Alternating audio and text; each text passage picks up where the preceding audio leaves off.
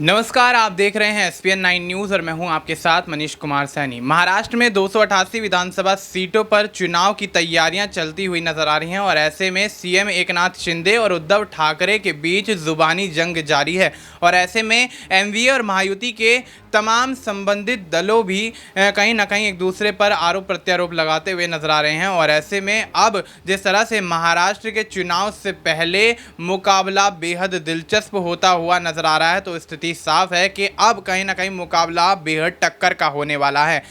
जहां एकनाथ शिंदे एमवीए के 2.5 साल के कार्यकाल पर सवालिया निशान खड़े करते हुए उद्धव ठाकरे को घेरते हैं और उन पर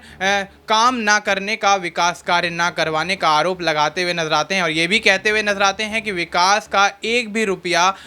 उद्धव ठाकरे ने जनता के हित में खर्च नहीं किया है। और ऐसे में कहीं ना कहीं उद्धव ठाकरे भी महाराष्ट्र में एकनाथ शिंदे की सरकार और महायुति पर जोरदार हमले बोलते हुए नजर आ रहे हैं और ऐसे में अपनी सरकार बनने का दावा करते हुए नजर आ रहे हैं, यानी कि एमवीए की सरकार बनने का दावा किया जा रहा है। देखा जाए तो महाराष्ट्र में जिस तरह से सीएम शिंदे और देवेंद्र फडणवीस के बीच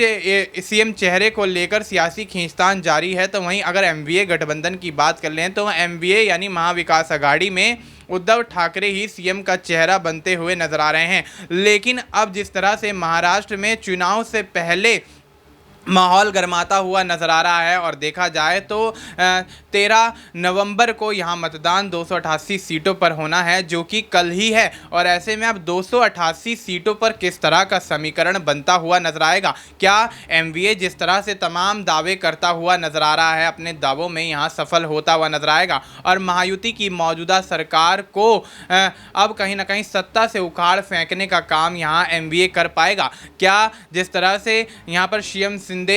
तमाम दावे करते हुए नजर आ रहे हैं और एक बार फिर से महायुति की सरकार बनने की बात भी कहते हुए नजर आ रहे हैं। केवल सीएम शिंदे ही नहीं, यहाँ बात की जाए तो अजीत पवार जो कि उप मुख्यमंत्री हैं सूबे के, देवेंद्र फडणवीस उप मुख्यमंत्री हैं सूबे के, ये भी कहीं ना कहीं दावे करते हुए नजर आ रहे हैं और ये कहते हुए नजर आ रहे हैं कि महायुति की सरकार एक बार फिर से सत्ता पर काबिज होती हुई नजर आएगी। और ऐसे में महायुति और एमवीए के दलों के बीच सियासी हमले जारी हैं और ऐसे में आरोप प्रत्यारोप का दौर लगातार बढ़ता हुआ नजर आ रहा है। देखना दिलचस्प होगा कि महाराष्ट्र के विधानसभा चुनाव में किस तरह के समीकरण बनते हैं। क्या महाराष्ट्र की जनता महायुति के समर्थन में वोट करती हुई नजर आएगी या फिर एक नई सरकार का गठन एमवीए के तहत होता हुआ नजर आएगा। क्या महायुति को जनता अब पसंद करके अपना वोट बैंक उनके पाले में करती हुई नजर आएगी या फिर एमवीए जिस तरह से तमाम सवालिया निशान खड़े करते हुए महायुति को घेरता हुआ नजर आ रहा है, तो महायुति का